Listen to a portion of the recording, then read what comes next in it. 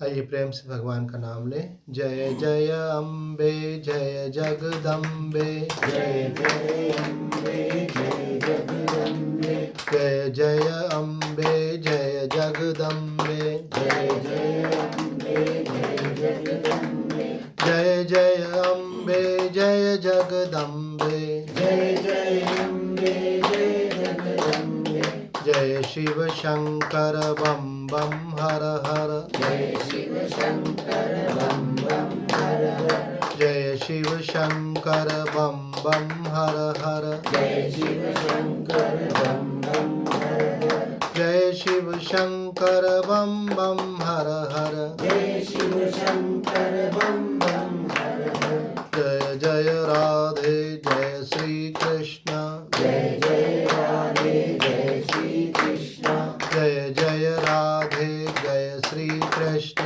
जय जय राधे जय श्री कृष्ण, जय सिया राम जय जय हनुमान, जय सिया राम जय जय हनुमान, जय सिया राम जय जय हनुमान, जय सिया राम जय जय हनुमान, श्री राम जय जय राम, श्री राम जय जय राम, श्री राम जय जय राम, श्री राम जय जय राम, श्री राम जय जय राम, श्री राम जय जय राम, श्री राम जय जय राम, श्री राम जय जय राम, सच्चिदानंद भगवान की जय। धर्म की जय हो, अधर्म का नाश हो, प्राणियों में सद्भावना हो, विश्व का कल्याण हो, गौ माता की जय हो, सनातन धर्म की जय हो। हर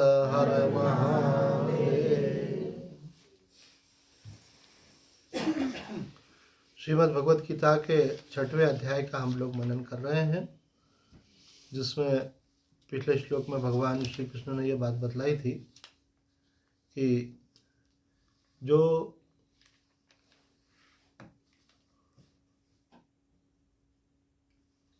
गुरु और शास्त्र के आज्ञा अनुसार अपना आचरण करता है उसका तो कल्याण होता है, उसको इस लोक में भी शांति मिलती है, समृद्धि मिलती है, सुख मिलता है। और जो गुरु और शास्त्र की आज्ञा का पालन नहीं करता है तो उसका लोक भी बिगड़ जाता है, अर्थात यहाँ भी सुखी नहीं हो पाता है वो, और परलोक भी बिगड़ जाता है। क्योंकि शास्त्र जो है भगवान की वाणी है, और भगवान ने ये दुनिया बनाई है, भगवान ने सब जीवों की उत्पत्ति की है। तो जैसे माता पिता संतान को जन्म देते हैं तो उनके मन में निरंतर उनकी भलाई की भावना रहती है। हमेशा माता पिता चाहते हैं मेरा बच्चा सुखी हो, सुरक्षित हो, उसको समाज में सम्मान मिले, उसके जीवन में कोई कष्ट नहीं आए, उसकी तरक्की हो। तो ऐसा कोई माता पिता नहीं जो बच्चों का हित चाहता हो, बल्कि माता पिता तो यहाँ तक चाहते हैं कि जितनी भी मेरी प्रोग्रेस हुई है बच्चों की मुझसे भी अधिक हो, और उनकी उन्नति में और अधिक खुश होते हैं और लोगों को बताते हैं, है ना। कोई पिता ने मानो कम पढ़ाई की होगी तो भी मेरा बेटा अगर डॉक्टर इंजीनियर बन जाए तो बोलते हैं मेरा बेटा डॉक्टर बन गया है, लो मिठाई खाओ, तो खुश होता है। ऐसा नहीं लगता है कि मैं पीछे रह गया, वो आगे निकल गया। बोले मैं तो चाहता ही हूँ बेटा तुम कुछ ऐसा करके बताओ जो मैंने नहीं किया वो तुम करके बताओ। तो माता पिता के सपने जो हैं वो पूरे नहीं कर सके तो बच्चे पूरे करते हैं, तो बोले पापा मैं करके दिखाऊंगा, और जब वो कर लेते हैं तो बहुत खुशी होती है। तो हम समझ सकते हैं माता पिता का अपने बच्चों से कितना स्नेह रहता है। लेकिन माता पिता का और बच्चों का जो संबंध है वो शरीर के नाते से है, क्योंकि आपने उनके शरीर को जन्म दिया। और परमात्मा का और जीव का जो संबंध है वो आत्मा के नाते से है। आपके शरीर में जो आत्मा है वो किसकी है? परमात्मा का अंश है। तो वो परमात्मा से आपका संबंध जो है वो शाश्वत है, वो पिछले जन्म में भी था और अगर अगला जन्म मिलता है तो उसमें भी रहेगा।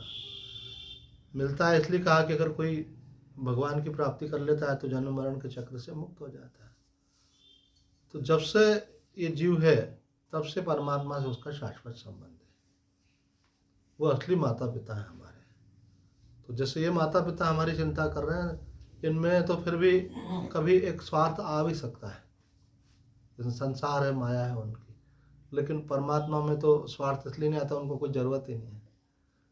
भाई जिसको धन की कमी हो तो धन का स्वार्थ है ना, सुख की कमी हो तो सुख का स्वार्थ है, शरीर की आवश्यकता हो तो लगे भाई मेरी सेवा करें। लेकिन भगवान को तो हमसे कोई अपेक्षा नहीं, भगवान तो पूर्ण है। इसलिए भगवान का एक नाम है सुहृद। सुहृद का मतलब होता है कि प्रत्युपकार की इच्छा न चाह करके उपकार करना। माँ बाप तो फिर भी बच्चे को पालते पोसते बड़ा करते हैं, तो बोलता आप देखो मेरी ताकत बन गया, अब ये मेरा राइट हैंड है, अब इसके बड़े होने से मेरे को ताकत आ गई, अब मैं अकेला नहीं हूँ ऐसे। और बुढ़ापे में लगता है मेरे बुढ़ापे की लाठी है, जब कोई मैं अपना काम नहीं कर सकूँगा, असमर्थ हो जाऊँगा, तो ये बच्चा मेरा साथ देगा। तो वहाँ कभी सूक्ष्म रूप में ये भावना रह भी सकती है और होती है कई बार ऐसी, आश्चर्य नहीं है। लेकिन भगवान को तो हमसे वो भी अपेक्षा नहीं कि हम उनकी लाठी बन जाए, है ना। उनके पास अपनी लाठी मजबूत है, उनको किसी की ज़रूरत नहीं। तो ऐसे परमात्मा के हम अंश हैं। उन्होंने हमको बनाया, इसलिए हमारी चिंता भी बहुत ज़्यादा उनको है। चिंता मतलब वो उनका कर्तव्य है और वो कर रहे हैं उसको, पर हम कई बार समझ नहीं पाते हैं। तो कर्तव्य करने के अंतर्गत ही भगवान ने काम किया कि भाई देखो, मैं अगर साधु संतों को भेजूंगा वो भी आपको ज्ञान देंगे, पर हो सकता है कि आपको उनके अंदर भी कोई शंका हो जाए कि भाई ये साधु संत क्यों बोल रहे हैं ऐसा। तो भगवान ने स्वयं अवतार लिया, पर ब्रह्म परमात्मा जो है साक्षात श्री कृष्ण के रूप में प्रकट हुए। वो प्रकट होकर के उन्होंने ज्ञान का उपदेश दिया। ये गीता जी क्या, भगवान श्री कृष्ण ने जो उपदेश दिया वही है। तो उपदेश भगवान ने दिया, किसको दिया? अर्जुन को। तो हमारे सब बड़े बड़े महात्मा कहते हैं कि अर्जुन तो माध्यम था, उसके माध्यम से सबको जीव मात्र के कल्याण के लिए भगवान ने उपदेश दिया। गीता को पढ़ने से मालूम पड़ता है, अर्जुन का तो डायरेक्ट प्रश्न था मैं क्या करूं, मैं युद्ध नहीं करना चाहता हूँ। लेकिन भगवान ने वहाँ पे ज्ञान की बात भी बताई, भक्ति की बात भी बताई, ध्यान की। अब वहाँ क्या युद्ध क्षेत्र में बैठ के ध्यान लगाएगा क्या वो है? और उन्होंने कहा कि अच्छा क्या है, कर्म अच्छा है कि संन्यास अच्छा है? तो भगवान ने बताया संन्यास भी अच्छा है, कर्म भी अच्छा है। तो भगवान अर्जुन के लिए बोलते तो क्या बोलते हैं? तुम्हारे लिए तो कर्म अच्छा है, वो बोला भी है। लेकिन भगवान को तो सबके लिए बोलना था। तो कुछ लोगों के लिए संन्यास अच्छा है, त्याग अच्छा है, और कुछ लोगों के लिए कर्म अच्छा है, जिनका मन अभी पूर्ण पवित्र नहीं हुआ है, ध्यान में लीन नहीं रह सकते। तो बोला अभी तुम सेवा करो, अभी वो टाइम नहीं आया। जब तुम्हारा मोह माया संसार से हट जाएगा तो सब छोड़ के भगवान की भक्ति में लीन होना। अर्जुन की स्थिति क्या थी? नहीं, तुम्हारे लिए तो कर्म है। अभी तुमने युद्ध में विजय प्राप्त करने के लिए इतना पुरुषार्थ किया, तपस्या की। अर्जुन ने ऐसी तपस्या की कि साक्षात महादेव प्रकट हो गए, उनसे उन्होंने पाशुपत्र अस्त्र लिया। तो तपस्या किस लिए की? शस्त्र मिलेंगे तो मैं अपना खोया हुआ राज्य फिर से प्राप्त करूंगा। दुर्योधन मुझसे बेईमानी कर रहा है, और अपने हक के लिए लड़ना क्षत्रिय का कर्तव्य है। तो भगवान ने अर्जुन को माध्यम बना करके हमारे कल्याण के लिए उपदेश किया। तो अगर हम उस उपदेश को मानेंगे तो उससे क्या होगा? हमारा लोक भी बनेगा, परलोक भी बनेगा। क्या होता है कि अच्छा तुम्हारी समझ ज़्यादा है कि पापा की, बताओ, है ना। तो इसी प्रकार से जीव की समझ ज़्यादा है कि भगवान की, भगवान की। तो भगवान जानते हैं कि हम संसार में सुखी कैसे होंगे। तो हमारे तरफ सब शास्त्र ऐसा बोलते हैं, सब संत ऐसा बोलते हैं कि आप धर्म के मार्ग पर चलोगे तो आप सुखी होगे। और हम लोगों को, सामान्य लोगों को क्या लगता है कि अगर हमारे पास बहुत सारा रुपया आ जाएगा तो हम सुखी हो जाएंगे, फिर हम महल में रहेंगे, बहुत बड़ी गाड़ी में घूमेंगे, हमारे पास काम करने वाले नौकर चाकर होंगे, लोग बोलेंगे अरे भाई बहुत बड़े आदमी है ना, हमको ऐसा लगता है। लेकिन हमारे सब शास्त्र संत क्या बोलते हैं कि इन साधनों से आप सुखी नहीं होते हो। सुख तब मिलता है जब आपका पुण्य होता है ना। अब किसी ने मानो मोटरसाइकिल खरीद ली, बढ़िया, नहीं, जवान बच्चा है, तो वो सोचेगा अरे वाह अब मैं सुखी हो जाऊंगा। लेकिन वही मोटरसाइकिल से अगर वो एक्सीडेंट कर देता है, किसी को लग गई, हाथ पैर टूट गए, और मोटरसाइकिल भी जब्त हो गई, और वो सामने वाला भी झगड़ा करने आ गया और उसको पैसे भरने पड़े उसके, तो वो सुख का कारण नहीं बन के दुख का कारण बन गई। जैसे कोई आपने बंगला खरीदा, मालूम पड़ा कि वहाँ कोई ऐसी प्रेत आत्मा है, तो आप वहाँ रह रहे हो और आपको भय लग रहा है वहाँ पे, और आपके पैसे भी फंस गए, तो आपने तो बड़ा उद्घाटन खुशी खुशी किया था कि सुख से रहेंगे, है ना। किसी ने शादी कर ली, बोला मैं सुखी हो जाऊंगा, अब मानो उसकी पत्नी बहुत लड़ाकू मिल गई, उसको आए दिन क्लेश करती है, अथवा पति ऐसा मिल गया मानो बहुत झगड़ा करता है, तो बोलते पता नहीं कौन सा पाप किया था ऐसे शादी हो गई, देखो आए दिन क्लेश हो रहा है, अशांति हो रही है। तो आप कोई भी कर्म क्यों करते हो, उससे आपको सुख मिला है। तो कर्म करने से सुख नहीं मिलता है, धर्म पूर्वक कर्म करने से सुख मिलता है। और वो धर्म भी केवल आज का नहीं, पुराना भी काउंट होता है उसमें। पहले जो आप करके आए हो तो उसके अनुसार आज मिलता है आपको। जैसी करनी वैसा फल, आज नहीं तो निश्चय कल। आज आपने 100 का नोट दिया, 50 का सामान खरीदा, सामने वाले ने 500 समझ करके 450 लौटा दिया, तो आप बोलोगे आज फायदा हो गया, पर फायदा हुआ नहीं। 450 आपके उसके अकाउंट में जमा है, फिर समय आने पर आपको उसको चुकाना पड़ेगा। भगवान के पास तो हिसाब है ना, वो तो देख रहे हैं ना। चलो वो भूल गया, पर आपको मालूम है और दूसरा भगवान को मालूम है। तो कबीर साहब जी का एक दोहा है, कबीरा आप ठगाइए और न ठगिए कोई, आप ठगे सुख होते और ठगे दुख होते। कि अगर अपना नुकसान हो गया तो कोई बात नहीं, दूसरे को मत ठगो। दूसरे को ठग लिया आपने तो आज नहीं कल फिर वो ऋण चढ़ गया आपके ऊपर, चुकाना ही पड़ेगा। कभी न कभी जो आपने लिया है वो देना पड़ेगा, ये नियम है। तो संसार में कोई भी किसी को कुछ दे नहीं सकता। क्या?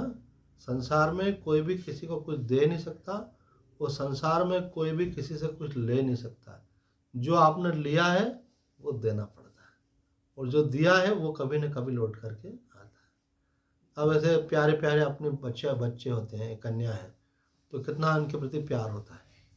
इनकी शिक्षा पे खर्च करते हैं, स्वास्थ्य पे खर्च करते हैं ना, इनके लालन पालन पे खर्च करते हैं, और फिर बाद में जब बड़ी हो जाती कन्या तो उनको अच्छा दहेज दे करके इनकी विदाई भी करते हैं। तो ये सब क्यों कर रहे हो आप भाई? वो भी एक व्यक्ति, आप भी एक व्यक्ति। तो आप इसलिए करते हो कि आपने पुराना कोई इनका लिया हुआ था, वो कन्या बन के आपके पास में आई। ये क्या मीठा ऋण है आपके ऊपर। कभी इन्होंने आपका प्यार से पालन किया होगा, किसी रूप में आपकी सेवा की होगी, किसी रूप में आपको दिया होगा, तो वो लेने के लिए आए हैं।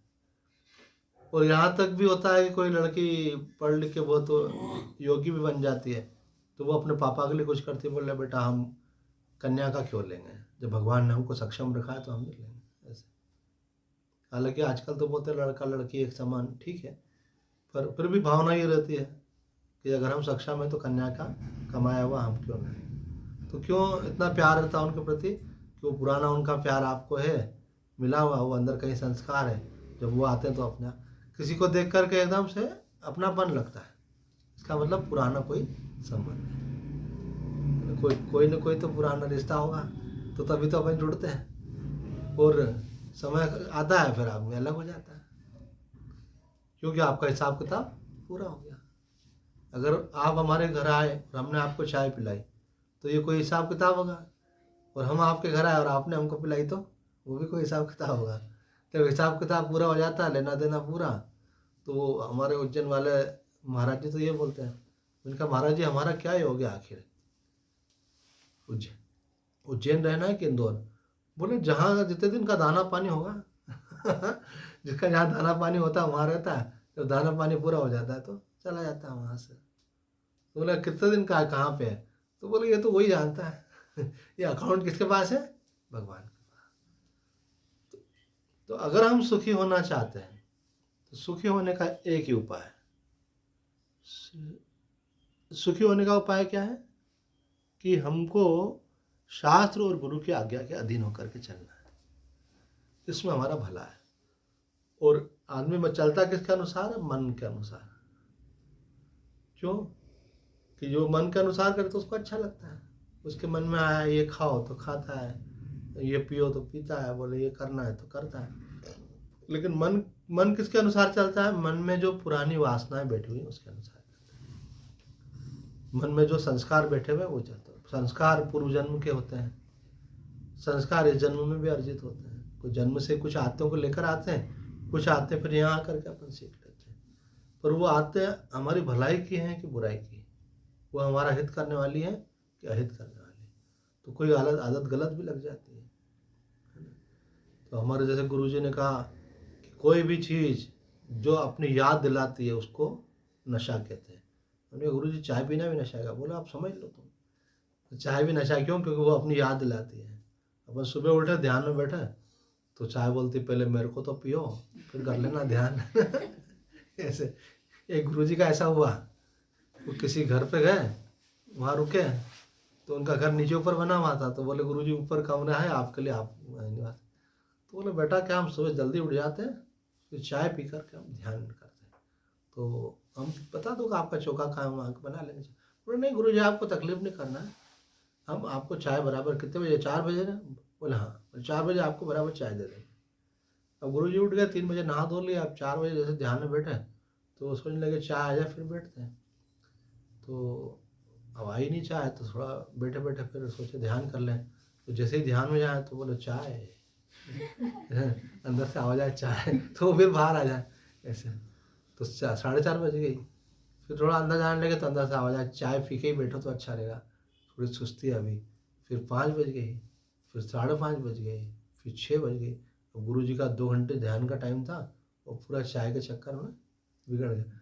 तो गुरु जी ऊपर से आवाज़ दी, जैसे मानो बहन जी क्या ठहरे हैं, तो आवाज़ दी बहन जी सुनो। बोले हाँ जी गुरुदेव। बोले चाय मत लेके आना। तो उन्होंने बोला नहीं गुरुजी क्षमा करना, वो दूध फट गया था, अब दूध आने वाला, अब 6 बज गए, ये समय आता ही है 6 से 6:30 के बीच में, तो अभी मैं बना के लाती। बोले नहीं नहीं वो बात नहीं, अब चाय पीना ही नहीं है। बोले गुरुजी नाराज मत हो, ऐसा अब हमारी क्या गलती, दूध फट गया तो गुरुजी ने कहा हम नाराज तुमसे नहीं है, हम नाराज अपनी आदत से हैं कि बिना चाय के हम ध्यान नहीं लगा पा रहे। तो इसका मतलब भगवान से भी बढ़ के चाय हो गई। तो बोले अब आज से चाय बंद। बोले स्वामी गुरुजी कल से बंद कर देना। नहीं तो लगेगा कि हमको दोष लग जाएगा। बोले दोष नहीं लगेगा, तुमको पुण्य लगेगा। एक गंदी आदत पड़ी हुई थी जिसके बिना हम रह नहीं पाते, तो छूट गई ऐसे करके। तो सत्य घटना है ये, गुरुजी ने खुद बताई है, महात्मा जी ने ऐसे।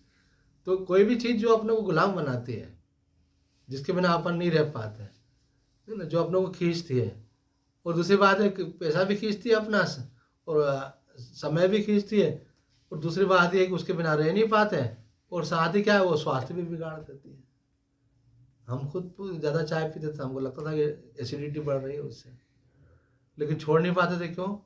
उसके बिना मज़ा नहीं आ रहा है, इसका मतलब उस पर निर्भर हो गया। ऐसे कई चीज़ें होती हैं, मानो दांत खराब हो रहे हैं, अपन फिर भी चॉकलेट खा रहे हैं, तो बोले इतने मत खाओ भाई, दांत खराब हो रहे हैं। अब किसी को डायबिटीज़ हो गया, फिर भी मिठाई छोड़ नहीं पा रहा है, फिर क्या होगा? साइड इफ़ेक्ट होते हैं, किडनी पे इफ़ेक्ट आता है, आँखों पे आता है, आदमी के पैरों पे इफ़ेक्ट आता है, पैर गलने लगते हैं, उंगलियाँ गलती हैं, कई प्रकार की तकलीफ़ें होती हैं। तो वो आप कंट्रोल कर लो तो कोई दिक्कत नहीं है। अब किसी को बीपी बहुत बढ़ा हुआ है, ज़्यादा नमक खाएगा, ज़्यादा नमकीन खाएगा, तो फिर वो तो क्या आदमी क्या मन को रोक नहीं पाता। तो शास्त्र जो है, जैसे शरीर के स्वास्थ्य के लिए हमको डॉक्टर की ज़रूरत होती है, ऐसे मन की प्रसन्नता और शांति के लिए हमको सद्गुरु की ज़रूरत होती है, शास्त्र की ज़रूरत होती है। तो हमको शास्त्र और सद्गुरु बतलाते हैं, वो किसी दूसरे तीसरे की भलाई की बात नहीं करते हैं। देखो हमारे सत्संग में ये बात नहीं करते उसने ऐसा किया ना उसने ऐसा किया। हमारे शास्त्र बोलते हैं आपका भला किस्म होगा, हम तो आपके भले की आपको बात बता रहे हैं, जिससे आपको सुख मिले। बोले ऐसा करोगे तो समाज को सुख मिलेगा। अरे भाई समाज को तो आप सुख बाद में देना, पहले अपनों को तो सुख दो। अब आप ही सुखी नहीं तो समाज को क्या दोगे हैं? तो आप कैसे सुखी हो सकते हो? और अगर आप सुखी हो गए तो स्वाभाविक ही, अगर पापा खुश हैं और बहुत मस्त है तो घर पे आएंगे तो क्या करेंगे? मेरी रानी बिटिया ऐसे। और अगर पापा का मूड खराब है और तुम सामने आगे पापा अभी जा तो ऐसे, अपने आप ही होगा कि नहीं? तो सबसे पहले आदमी खुद सुखी होता है। जब खुद सुखी होगा तो वो समाज को, राष्ट्र को, मानवता को, फिर तो वो अनजाने व्यक्ति को भी का भी दुख जो होगा उसको भी दूर करने का प्रयास करेगा। और खुद दुखी होगा तो अरे सब ऐसे ही हैं, किस किस का दुख देखेंगे, पहले हम अपना तो ठीक कर लें। फिर ऐसा हो जाता है आदमी। तो हमारा शास्त्र जो उपाय बताता है वो क्या, कि हम कैसे सुखी हों, हमको कैसे शांति मिले, उस मार्ग में चलना। तो भगवान श्री कृष्ण ने गीता जो बोली है, तो कहता है गीता ऐसी है जैसे आप कभी कोई सामान खरीद के लाते हो ना, जैसे कोई वॉशिंग मशीन खरीद के लाता है ना, कोई टेप रिकॉर्ड खरीद के लाता है, कोई मोबाइल खरीद के लाता है, तो उसमें लिखा रहता है कि इसको कैसे वापरना। तो अगर वैसे वापरो तो वो चीज़ अच्छी चलती है, और अगर अपने को समझ में नहीं आता है तो वो बोले उसमें पढ़ लो कैसे। तो ये भगवान ने मनुष्य का शरीर दिया ना, तो इसको कैसे चलाना है अपने को, तो ये इसकी मैन्युअल है। ये गीता क्या है, गीता उसकी मैन्युअल है। उसमें मतलब सब दिया हुआ है कि आपको कैसा जीवन जीना चाहिए, कैसा आपका आचार विचार व्यवहार होना चाहिए। ऐसा करने से क्या होगा, भगवान का भला होगा। भगवान का भला नहीं होगा, हमारा भला होगा। उनका तो भला है, वो तो आनंद में ही है। हमारा भला होगा, हम सुखी होंगे, हमको शांति मिलेगी। इसलिए शास्त्र जो पढ़ने के लिए जाते हैं वो कोई गुरु जी का भला नहीं करते हैं, वो किसका भला करते हैं, अपना स्वयं का भला। गुरु जी तो आपके कार्य में सहयोग कर रहे हैं भाई आपका भला हो, उनका काम ही है। पर अगर अपन चाहेंगे तो जाएंगे। तो जो अपना भला चाहता है वो सत्संग में जाता है। और आपके मन में किसी से प्यार है मानो बहुत, अपनी पत्नी से, बच्चों से, मम्मी पापा से, किसी से भी, तो आपको लगेगा कि इनको भी सत्संग में ले जाओ। क्यों, सत्संग में ये भगवान की वाणी सुनाएंगे। भगवान की वाणी किसके लिए, आपको सुखी करने के लिए। ऐसे तो इसलिए यहाँ पे भगवान कह रहे हैं, ये 5वें श्लोक में, ये पुरुषार्थवाद का श्लोक है 5वां और 6वां, कि आपका भी कुछ कर्तव्य है। ये मत सोचो कि भगवान का ही सब कुछ है, कि भगवान को ही सब कुछ करना है। भगवान ने जो करना था कर दिया, आपको मनुष्य बना दिया, भगवान ने काम कर दिया। भगवान ने आपको संत मिला दिए, आपको अपने कल्याण की इच्छा पैदा कर दी कि मेरा कल्याण होना चाहिए, मुझे सुख शांति मिलना चाहिए। ये 3 काम भगवान करते हैं। त्रयमेवेत देवानुग्रह हेतुकम मनुष्यत्वम मुमुक्षुत्वम महापुरुष संश्रय। भगवान ने मनुष्य का शरीर दे दिया, अपने कल्याण की इच्छा दे दी और संत मिला दिए। अब आपका क्या कर्तव्य है कि शास्त्र और गुरु जो आपको बोलते हैं उसके अनुसार चलना, यह आपका कर्तव्य है। वो उनकी कृपा थी, और ये क्या है, आपकी अपने ऊपर कृपा। इसको बोलते हैं आत्म कृपा, कि आप खुद अपने ऊपर कृपा करो, है ना। जैसे मानो बच्चा पढ़ता नहीं तो उसके पापा क्या बोलते, बेटा मेहरबानी अपने पे मेहरबानी करके पढ़ लो, पास हो जाओगे तो तुम्हारा जीवन अच्छा बन जाएगा। जैसे तो बोला अपने पे मेहरबानी, बोलो मेरे पे काहे की मेहरबानी, मैं तो आज हूँ कल चला जाऊँगा। तो कुछ योग्य बनेगा तेरा भला होगा, कुछ सीख लेगा तो तेरा भला होगा। तो शास्त्र भी बोलता है कि 4 प्रकार की कृपा होती है। एक ईश्वर की कृपा होती है, गुरु की होती है, शास्त्र की होती है, और एक अपनी होती है। ईश्वर की कृपा तो बता दी, मनुष्य शरीर, मुक्त होने की इच्छा, महापुरुष का मिलना, भगवान की कृपा। गुरु की कृपा क्या है, तो जिनको वो अनुभव हो गया है परमात्मा तत्व का, फिर वो लोगों को उस सुख शांति का मार्ग बताना। जो अपना अनुभव है वो शास्त्र का प्रमाण दे करके लोगों को बताना, ये गुरु की कृपा है। बोले गुरु जी आप काय को बताते हो, मजे से रहो आप तो। बोले नहीं बेटा, हम लोगों को दुखी देखते तो हमको अच्छा नहीं लगता, हमको लगता है कि इनको भी शांति का मार्ग बताए, इनको भी सुख का मार्ग बताए। तो भगवान ने ये मार्ग बता रखा है शास्त्र में, हमको हमारे गुरुजनों ने बताया, तो गुरु का ऋण भी उतरता है इससे। और ये गुरु जब ऐसा करते तो ये गुरु की क्या कृपा है। तीसरी होती है शास्त्र कृपा, कि आप जब कोई गीता, रामायण, भागवत पढ़ते हैं और उसका अर्थ आपको समझ में आता है, तो ग्रंथ क्या आपको अपना अर्थ प्रकाशित कर रहा है। तो कई बार आदमी पढ़ता बोला मेरे को तो समझ में नहीं आ रहा है, तो बोले जब तक ग्रंथ की कृपा नहीं होगी, ये भगवान का वाणी रूप स्वरूप है गीता जी, तो बोले जब तक उनकी कृपा नहीं होगी तब तक आपको ज्ञान का प्रकाश कैसे होगा। इसलिए ग्रंथ को ऐसे जूठे हाथ से नहीं पढ़ना चाहिए, अपने हाथ कुछ खा रहे खाते खाते जूते पहन के नहीं पढ़ना चाहिए। ऐसे चप्पल उतार के रख दी, नहाए धोए हैं, अपन साफ सुथरे हैं, मुंह और में कोई जूठा नहीं किया, कुल्ला कर लिया, हाथ धो लिए, है ना, तब गीता रामायण बाकी कोई वाणी वगैरह हो कुछ और तो वो पढ़ सकते हैं भले, लेकिन जो मूल ग्रंथ है अपने वो तो पवित्रता से पढ़ना चाहिए। और उनको रखना भी बड़े सम्मान से चाहिए। ऐसे कहीं भी जिस टेबल पे अपन खाना खाते हैं उसी पे नहीं रख सकते अपन, क्यों, वो जूठा उसको भी लग जाएगा। ऐसे तो अपन उनका सम्मान करते हैं क्योंकि वो भगवान का विग्रह है, उनके प्रति सम्मान करते हैं। तो फिर गुरुजी अपने को समझाते हैं तो धीरे धीरे समझ में आने लगता है। स्कूल की बुक्स जो होती है ना, अपने को समझ में नहीं आती, फिर अपन टीचर के पास जाते हैं और टीचर वो अपने को पढ़ाती है, तो फिर अपने को धीरे धीरे समझ में आने लग जाता है। जब कोई क्लास आप पास करने वाले होते हैं उसके पहले पूछे आपसे कोई कि ये सारे चैप्टर्स आपको आते हैं, बोले हाँ आते हैं। क्यों? क्योंकि एग्ज़ाम देने जाना, उसके पहले आपकी पूरी तैयारी हो जाती है, सब पढ़ लिया आपने। ऐसे टीचर पढ़ाता है तो ग्रंथ पढ़ समझ में आता है, ऐसे संत समझाते हैं तो शास्त्र समझ में आता है। अगर आप पढ़ोगे तो आपको एक लाइन में बोले हाँ अब इसमें तो शब्द इतने कठिन हैं, इसमें लिखा है देखो आप, उद्धरेत आत्मनात्मानम नात्मानम अवसादेत, कि आप अपनी आत्मा का उद्धार करो, अपनी आत्मा का पतन मत करो।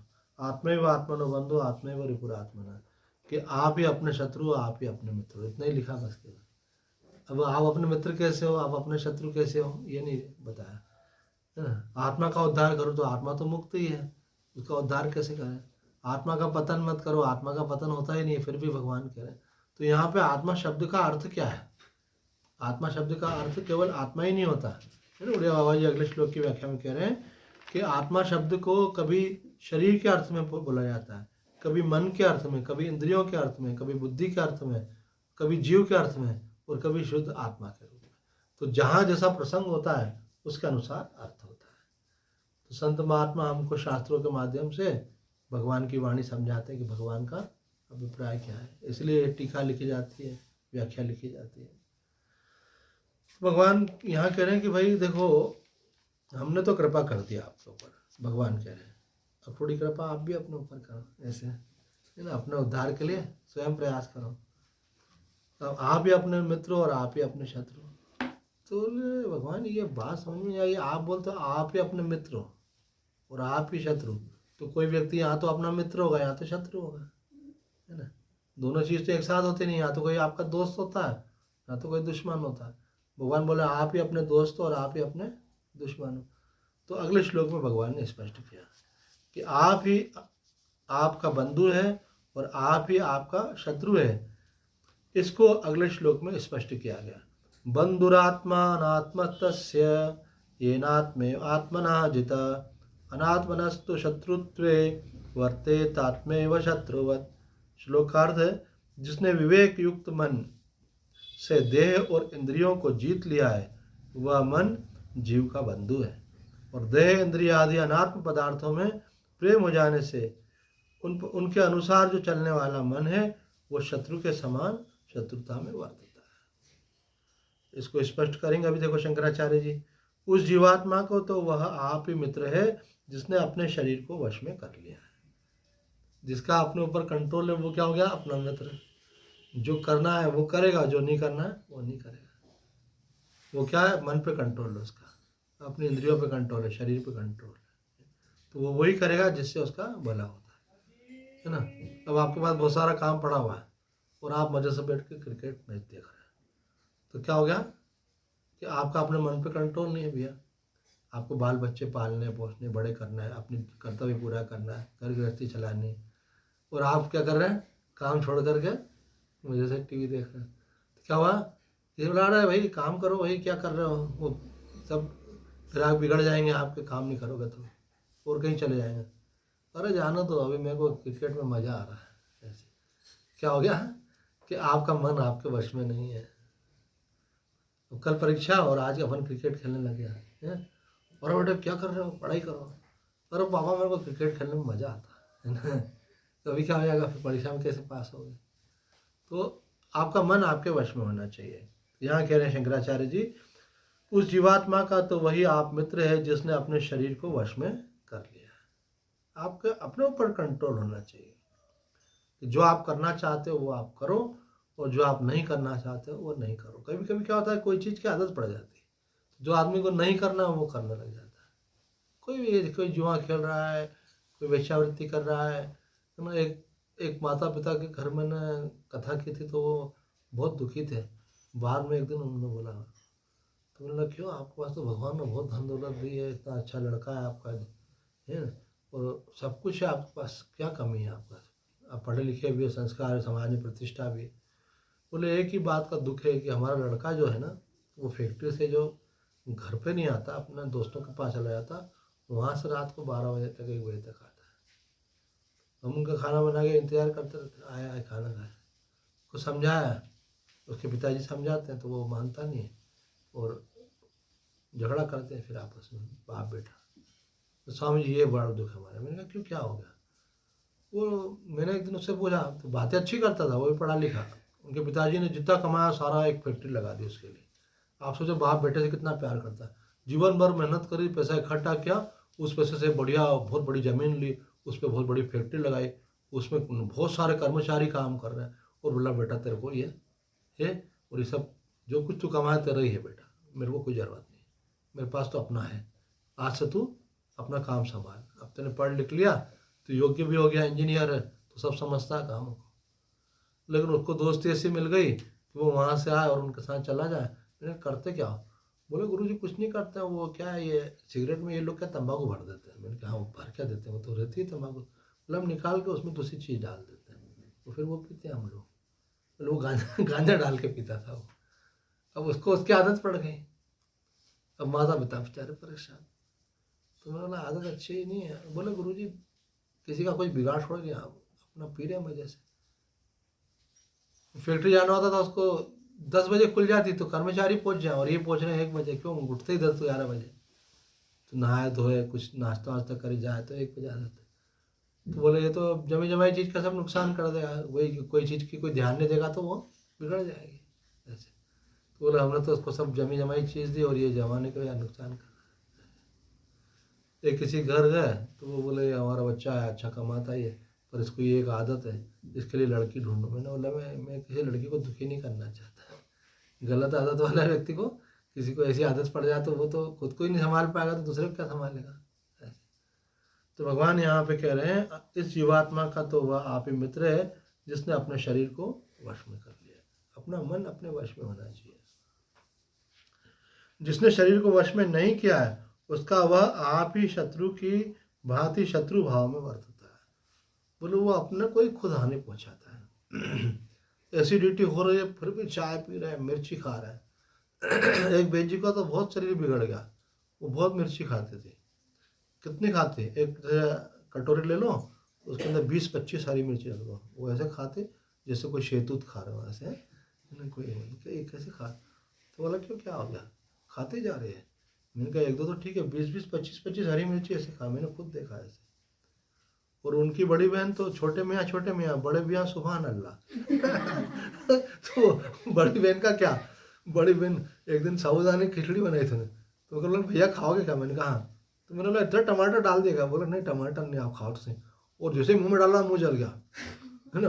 वो लाल मिर्ची इतनी खाती थी, उसको जैसे सब्जी सबकी बनती है ना सामान्य, थोड़ी डाल के देता। वो फिर कोई जो वहाँ पे कर्मचारी होता है ना, जा एक काम करना है ना, 1 कड़छी तेल लेना और वो उसके अंदर जो है 1 मुट्ठी भर 1 चम्मच भर के लाल मिर्ची डालना, जब गर्म हो जाए ना वो लेके आना मेरे पास, फिर मेरी सब्जी में डाल दो अलग से पूरी ऐसे भर के, और एकदम लाल। अब बोले गले से उतरे ही नहीं हमारे, कहीं करा। बोले फीको फंस पा रहे, उतरे ही नहीं गले से। मैंने कहा भगवान रक्षा करे ऐसे। मैं गीता भवन गया था तो मेरा खाना तो वो बना था बिना मिर्ची का बिना तेल का, एकदम ऐसा नहीं के बराबर तेल का। तो एकदम मैंने बोला चलो इनका भी तो खा के देखें। तो मैंने खाया तो बहुत तेज मिर्ची है। तो बोले गुरु महाराज ये आपको जैसा खाना खाए तो गले से ही नहीं उतरता हमको। तो मैंने बोला आपका वाला हमारे गले से नहीं उतरता, जो जैसे आदत डाल ले आपने ऐसे। अब वो बहन जी को इतनी खतरनाक तकलीफ हो गई शरीर में, इतना शरीर बिगड़ गया, पर वो उनको वो बोले मेरे को तो उसके बिना खाने का मन ही नहीं होता, ऐसा लगता है ऐसा क्या खाना खाओ, ऐसे उनको लगता है ऐसे भूसा खा रहा है। उनको जब तक वो बहुत सारी मिर्ची नहीं डाले तब तक मजा नहीं आया। तो ये क्या सब आदत की बात है। एक लड़की की शादी हुई तो जिसके घर में गई तो वो लोग बहुत नमक मिर्ची खाते थे, तो उसने जैसे ही खाया तो वहाँ का बना हुआ तो वो समझ गई ये बहुत खतरनाक खाते, कुछ बोली नहीं किसी को। दूसरे दिन उसको संतों की सीखी हुई थी, जैसा अभी संतों की हो गई है आज, तो ये जहाँ भी जाएंगे इनके पास ज्ञान चलेगा साथ में इनके। ये ज्ञान ऐसी चीज़ थोड़ी है कि आज अपन ने बोला और आपने सुना और ख़त्म हो गया, ये तो जीवन भर साथ रहता है। फिर आप जहाँ भी जाओगे जहाँ भी रहोगे तो आपका विवेक काम करेगा वहाँ। तो वो संतों की आशीर्वाद वाली लड़की थी वो, तो वो उसकी शादी हो गई। तो शादी हुई तो उन्होंने देखा अरे ये लोग का तो भोजन बड़ा ऐसा है, तो किसी को कुछ नहीं बोला। उन्होंने रोजाना थोड़ा थोड़ा कम करने लग गई ऐसे। उनके सासू से पूछा कितना डालना, बोला 2 चम्मच नमक 2 चम्मच मिर्ची डाल पूरे खाने में ऐसे। बोला ठीक है, तो उन 2 को 1.25 कर दिया उन्होंने। फिर धीरे धीरे खाते खाते सब लोगों को आदत पड़ी पौने 2 की, धीरे से 1:30 पे आ गई, धीरे से 1:15 पे, धीरे से 1 पे, धीरे से पौन पे। तो जितना उनके घर खाते थे ना, बिल्कुल जरा सी मिर्ची डालना आधा चम्मच, नमक डालना आधा चम्मच, तो ऐसा कर दिया उसने। सबको आदत पड़ गई धीरे धीरे करके ऐसे। एक दिन उनका दोस्त आया उनके घर पे खाना खाने, तो वो तो पहले भी आता था, बहुत दिनों बाद आया था वो, आया कुछ 6 महीने साल भर बाद। अरे भाभी जी भी आ गई, तो अब तो बढ़िया हमको ये। बोला हाँ आए। और वो खाना उन्होंने कम मिर्ची नमक का बनाया था, तो जैसे खा, और अरे ये क्या खाना, बेकार खाना, नमक मिर्ची नहीं डाली किसी ने। तो घर वाला बोले क्यों, अच्छी तो डली तो है, ये बराबर तो है।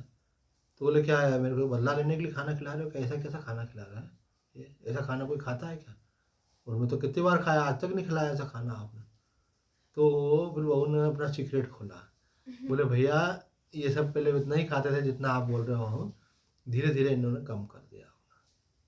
तो आदमी कोशिश करने से कामयाबी होती है। कोई भी आपको आदत पड़ी तो उसको आप बदल सकते हो। हारिए न हिम्मत और विसारिए न आराम। ऐसी कोई चीज़ नहीं है कि जो आप नहीं कर सकते हो, आप सब कर सकते हो। क्यों? क्योंकि आप परमात्मा के अंश हो। आपके अंदर वो परमात्मा शक्ति है। हर वो एक चीज़ जो दूसरा करता है वो आप भी कर सकते हो, अगर आप कोशिश करोगे। कोशिश करने से हर चीज़ में सफलता मिलती है, पर समय लगता है, और संकल्प होना चाहिए और प्रयास करना चाहिए। उड़िया बाबा कहते हैं आत्मा शब्द का प्रयोग जीव, मन, बुद्धि, इंद्रिय, देह आदि के अर्थों में होता है। प्रसंगवश जो अर्थ निकले वो लेना चाहिए। इन ये सारे अर्थ होने के कारण कहाँ पे कौन सा अर्थ है वो फिर हमको टीकाकार संत महात्मा समझाते हैं। यहाँ बोल रहे हैं जिज्ञासु को बाह्य विषयों से वैराग्य करना ही अच्छा है। बाह्य प्रवृत्तियों से बचने के लिए विवेक, वैराग्य और सत्संग ही प्रधान साधन है। कह रहे हैं कि अगर आपको संसार में बहुत अधिक आसक्ति हो गई, विषयों में आसक्ति हो गई, तो दुख देगी आपको। तो जो अपना कल्याण चाहता है उसको सत्संग सुनना चाहिए। उससे क्या होगा, उसको ज्ञान मिलेगा, विवेक जागृत होगा, और संसार की आसक्ति उसकी कम हो जाएगी। विवेक, वैराग्य और सत्संग ही प्रधान साधन है। परंतु देवी संपत्ति के बिना केवल विवेक से भी काम नहीं चलता। अब आपको समझ में तो आता है कि गलत है, लेकिन आप मन पे कंट्रोल नहीं कर रहे हो, इंद्रियों पे कंट्रोल नहीं कर रहे, तो वो बोले काम नहीं चलेगा। आपको मालूम है इस चीज़ में हानि है, बोले आपको मालूम है इसमें हानि, बोले मालूम है, बोले फिर भी कर रहे हो, बोले हाँ करता हूँ। फिर आपको मालूम होने से फ़ायदा क्या? बोले बिना ब्रेक की गाड़ी चला रहे हो, किसी भी चढ़ा दोगे तो मर जाएगा, वो दिक्कत में आ जाएगा। बोले मालूम है, फिर भी चला रहे हो, बोला फिर भी चला बोले भैया ऐसा मत करो, अपना ख्याल करो, ऐसी गाड़ी चढ़ा दोगे किसी पे तो दुख हो जाएगा। तो बोले विवेक वैराग्य तो चाहिए, लेकिन क्या चाहिए, अपने मन और इंद्रियों पर संयम भी चाहिए कि अपन वो काम नहीं करें जिससे अपना अहित होने वाला है। तो कह रहे विवेक वैराग्य से काम नहीं चलेगा, उसके साथ में देवी संपत्ति अर्थात इंद्रियों का निग्रह, मन का निग्रह भी चाहिए। इस श्लोक का तात्पर्य है कि जीव के सुख दुख का कारण उसका अपना मन ही है। बोले क्या करूं, मेरा मन वश में नहीं है, बोले इसीलिए मैं दुखी हो रहा हूँ, ऐसे काम कर लेता। तो आदमी को कोई दुख दूसरा कोई नहीं देता है, मनुष्य खुद ही अपने को दुख देता है और खुद ही अपने को सुख देता है। जिसका मन वश में होता है वो सुखी हो जाता है, जिसका मन वश में नहीं होता है खुद भी। अगर आप गलत काम करोगे केवल आप दुखी नहीं होगे, आपके बच्चे भी दुखी होंगे, फिर उनका दुख देख करके फिर आपको दुख होगा। फिर आज रोज़ शाम को बोलेगा अरे मैंने गलत किया, फिर कल सुबह उठ के फिर गलत करो, क्यों, आदत पड़ गई। तो आदत एक दिन में जाती नहीं, संकल्प करना पड़ता है, प्रयास करना पड़ता है, मन को रोकना पड़ता है। तो यही बात बोले मनुष्य का मन ही। अब बोले मन कैसे रुके, तो मन को रोकने का उपाय बता रहे हैं बाबा। बोल रहे हैं उड़िया बाबा, नियम का पालन करने से मन रुकता है। आप कोई नियम बना लोगे ना तो मन रुकेगा। जैसे आपने नियम बना लिया कि ये काम करना है, फिर आप उसको करते रहो, तो धीरे धीरे क्या होगा, मन वश में आएगा। आरंभ में मन का ठहरना कठिन है, परंतु मानसिक जप और पूजा का अभ्यास धीरे धीरे बढ़ने पर तथा प्रभु की लीलाओं का चिंतन करने से भगवान में अनुराग होता है और अकारण और अनुराग होने से मन स्थिर हो जाता है। यहाँ बता रहे हैं कि नियम पालन, मानो आपने नियम बना लिया कि हमको इतनी माला जप करना है, आपने नियम बना लिया कि मेरे को गीता जी के इतने श्लोक रोज पढ़ना है, आपने नियम बना लिया कि हमको सत्संग में जाना है ना। नियम बनता है तभी तो इच्छा होती है ना ऐसी। तो आपने नियम बना लिया, बोले मेरा तो नियम है मैं तो रोज सत्संग में जाता ही हूँ। तो यह उड़िया बाबा जी कह रहे हैं कि आप जब नियम बना लोगे तो नियम पालन से पुरानी चीज से हट जाओगे। आपका कोई पुराना जो कुछ है उस पर ज़्यादा ध्यान मत दो, वो संस्कार। आप कोई अच्छा नियम बना लो तो धीरे धीरे वो पुराना नियम अपने आप ही, पुरानी आदत अपने आप मिटती जाएगी। तो यहाँ कह रहे हैं आपने नियम बना लिया कि मुझे मानसिक जप करना है, पूजा करना है ना, तो क्या होगा, धीरे धीरे वो प्रभु की लीलाओं को सुनना है, तो आपको धीरे धीरे भगवान से प्रेम होने लगेगा, तो संसार से अपने आप हट जाएगा। अगर आप सत्संग में जाने लगोगे तो आपका कुसंग अपने आप छूट जाएगा। अगर आप धर्म ग्रंथ पढ़ने लगोगे, गंदी चीज़ें पढ़ना देखना अपने आप छूट जाएगा। तो आप अच्छी तरफ प्रयास करो तो बुराई अपने आप आपकी छूटने लगेगी। मन इधर उधर भागे तो भी कोई हानि नहीं। आप कोई मानो जब करने बैठ रहे हो, आपका मन चल रहा है, टीवी सीरियल देख लेते हैं, अपने दोस्तों से फ़ोन पे बात कर लेते हैं, मोबाइल पे ये देखते वो देखते हैं, है ना, इंटरनेट में बहुत कुछ दे रखा, तो आपका मन चल रहा है, तो आपने बोला मन को चलना नहीं चलना है ना। हमारे महाराज जी बोलते हैं ऐसा, मन जात है तो जान दे, तन को राखे लो। अगर मन चंचल है, जा भी रहा तो जाने दो, हम नहीं जाएंगे उसके साथ, हम अपना काम ही करेंगे। तो कितनी देर जाएगा, फिर लौट के आ ही जाएगा। तो यहाँ उड़िया बाबा कह रहे मन इधर उधर भागे भी तो कोई हानि नहीं है, निरंतर भजन करता रहे, क्योंकि यह नियम है कि जो काम अधिक समय तक किया जाता है उसमें मन को लगना ही पड़ता है ना। कोई बच्चा स्कूल नहीं जाने आता, जबरदस्ती उसको भेजो तो 2 बार 5 बार विरोध करेगा, 10 बार करेगा, फिर धीरे धीरे क्या होगा, उसमें मन लगने लग जाता है। ऐसा नहीं सोचना चाहिए मेरा मन नहीं लगता तो ये काम नहीं करना। अच्छा काम है तो उसको आप करो, मन नहीं लगे तो भी करो, और करते रहोगे तो क्या होगा, फिर उसमें मन लगने लग जाएगा। ये नियम है। परमात्मा भी नियम निष्ठा से प्रसन्न होते हैं। आपका कोई नियम बना लो, उसका पालन करो तो परमात्मा प्रसन्न होते हैं। बोले आप कोई काम करो, मानो सत्संग में जाते हो, आप जाते रहो तो एक नियम बन गया आपका, तो रेगुलर आओगे तो संत तो प्रसन्न होंगे ही, पर भगवान भी आपसे प्रसन्न होता है। कोई पूजा है, कोई पाठ है, जब कभी किया कभी नहीं किया तो फिर कोई इसका मतलब नहीं। जो कर रहे हो तो रोज करो, फिर देवता भी प्रसन्न हो जाएगा, वो शक्तियाँ भी प्रसन्न हो जाती हैं आपके ऊपर। तो कह रहे हैं कि नियम निष्ठा जो है उससे भगवान भी प्रसन्न होते हैं। विष्णु सहस्त्र नाम में तो नियम परमात्मा का एक नाम है। परमात्मा के वहाँ पे नाम बताएं 1000, भगवान विष्णु के, नारायण के 1000 नाम बताए। उन 1000 नाम में से एक नाम क्या बताया, नियम। या आपने कोई नियम बना लिया। नियम की कथा तो हमारे गुरुजी बोलते थे कि अभी कुंभ के समय आया था उज्जैन में, तो उन्होंने किसी ने कहा कि कुछ, बोले हम ज़्यादा सत्संग नहीं करते हैं, हम तुमको थोड़ी बात बताते हैं, तो वो बात याद रखो बस, तब फायदा मिलेगा। ज़्यादा सुन लोगे, याद कुछ नहीं रखोगे तो क्या फ़ायदा। तो उन्होंने एक छोटी सी कहानी सुनाई। एक व्यक्ति जो है भगवान को, भोलेनाथ को मानता था, और उनके ऊपर हार फूल चढ़ाता था और मिठाई चढ़ाता था, प्रसाद बांट देता था सबको। उसका कोई मन में कामना थी तो वो पूरी नहीं हुई, तो भगवान से नाराज हो गया। वो बोले इतने दिन तक तुमको मिठाई खिलाई ना, हार फूल चढ़ाया और कोई मेरा काम वाम भी नहीं करा, है ना, तो बोले मेरी मिठाई वापस करो। तो भगवान तो कुछ बोले ही नहीं तो बोला मैं छोड़ने वाला नहीं हूँ, ऐसे नाराज हो गया वो। तो वो क्या करता था कि रोज़ उसने नियम बना लिया, मंदिर जाता था और वहाँ पुजारी तो कोई रहता नहीं था, चढ़ाया और चले जाते थे लोग। तो जितने हार फूल चढ़ा होता ना, बोले हार फूल पहन के बैठ गया बड़ा, उन्होंने हार फूल वहाँ से उठा के फेंक देता। वो जो मिठाई विठाई होती ना वो भी उठा लेता वहाँ से, बड़े बैठ के मिठाई खा रहे हो, है ऐसे उन्होंने नियम ही बना लिया था। अब एक दिन का वहाँ बहुत बारिश हुई, ऐसी घनघोर बारिश हुई कि घुटने घुटने पैर हो गया, तो घुटने घुटने तक जो है पानी आ गया। तो साइकिल से आता था तो साइकिल चलाना भी मुश्किल, तो भी उन्होंने पैदल ही जाऊँगा, और ऐसे ऐसे जा रहा पानी के अंदर पूरा आधे से ज़्यादा गिर, कहीं कहीं कमर तक भी हो गया था, तो भी वो छोड़ा नहीं, पहुँच गया। और वहाँ जाकर देखा तो कोई हार फूल चढ़ा हुआ ही नहीं है, वो तो उतारने के लिए जाता था, और न कोई मिठाई चढ़ी हुई थी। तो उन्होंने अच्छा 2 काम करता था, एक हार फूल हटाता था, मिठाई वहाँ से हटा के फेंक देता था, और दूसरा एक लाठी मारता था भोलेनाथ के ऊपर से। तो वो उन्होंने कहा चलो कोई बात नहीं, हार फूल नहीं है, मिठाई नहीं है, तो लाठी तो मारे इनको, बहुत मेरे को सताया इन्होंने। तो जैसे लाठी मारने लगा तो भोलेनाथ प्रकट हो गए, और तेरे नियम से मैं प्रसन्न हूँ। तो बोला तू तो पक्का हुआ, मिठाई चढ़ाने वाले नहीं आए, हार फूल चढ़ाने वाले नहीं आए, लेकिन तू डंडा मारने वाला आ गया, तो तेरे को पूरा विश्वास है कि मैं हूँ, इसलिए तो आया है।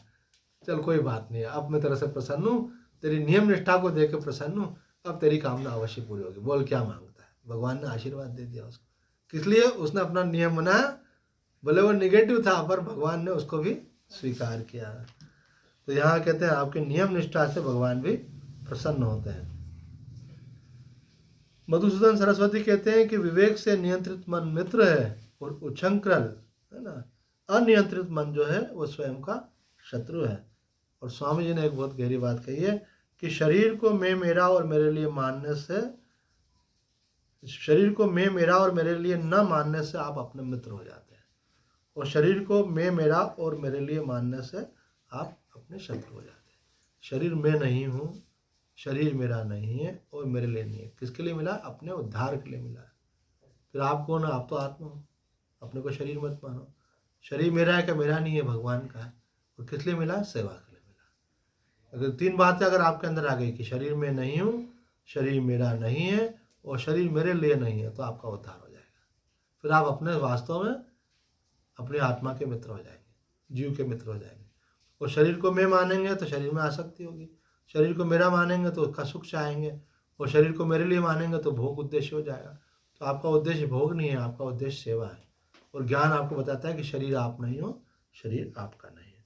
तो आज इतना ही कहकर अपनी वाणी को विराम देते हैं। ओम पूर्णमद पूर्णमिदं पूर्णात् पूर्णमुदच्यते पूर्णस्य पूर्णमादाय पूर्णमेवावशिष्यते। ओम शांति शांति शांति। नारायण नारायण नारायण।